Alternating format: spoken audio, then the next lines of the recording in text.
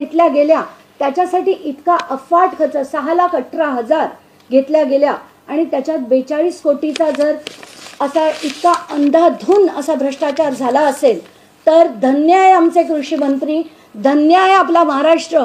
कारण आताच्या घटकेला सगळेच्या सगळे, जसं मला म्हणायचं अगदी जेवढे जेवढे याच्यातले MAIDCचे अधिकारी आहेत, जेवढे जेवढे डेप्युटी सेक्रेटरी आहेत, कृषी विभागाचे जे अधिकारी आहेत, त्या सगळ्यांना लाईनीवर घ्यायची गरज आहे. आणि हे सगळा हा जो भ्रष्टाचार झालाय हा मी पहिल्या टेंडरमधला म्हटला. त्याच्यानंतर दुसरं एक टेंडर काढण्यात आलं, टेंडर नंबर 2 जे ऑक्टोबरमध्ये काढण्यात आलं, पण त्याची माहिती RTI खाली सुद्धा दिली गेलेली नाहीये. म्हणून आत्ताच्या घटकेला त्याचे पैसे दिलेत की नाही ही आम्हाला कल्पना नाहीये. म्हणून मी ते टेंडर नंबर 2 जे 205 कोटीचं होतं त्याच्याबद्दल आता बोलत नाहीये. पण ते सुद्धा जर असलं तर त्याच्यातले अर्धे आणि याच्यातले अर्धे असं जर आपण बघितलं तर कमीत कमी 250 कोटीचा हा घोटाळा आहे.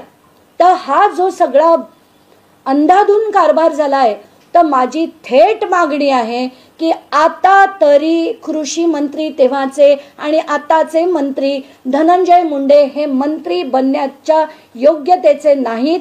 त्यांचा तातडीने राजीनामा घ्यावा आणि त्यांच्यावर इन्क्वायरी लावून हा सगळा झालेला शेतकऱ्यासाठी ठेवलेला पैसा हा परत मिळवा आणि हा पैसा जो आहे तो खरा त्याचा विनियोग DBT अंतर्गत करावा.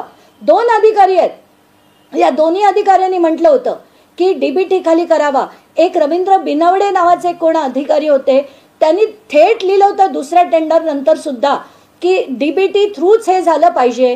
पण DBT थ्रू गेलं तर ते शेतकऱ्यांना पैसे जातील, कृषी मंत्री जो आहे तो कसा श्रीमंत होणार, यासाठी हा केला गेलेला पूर्ण खेळ आहे.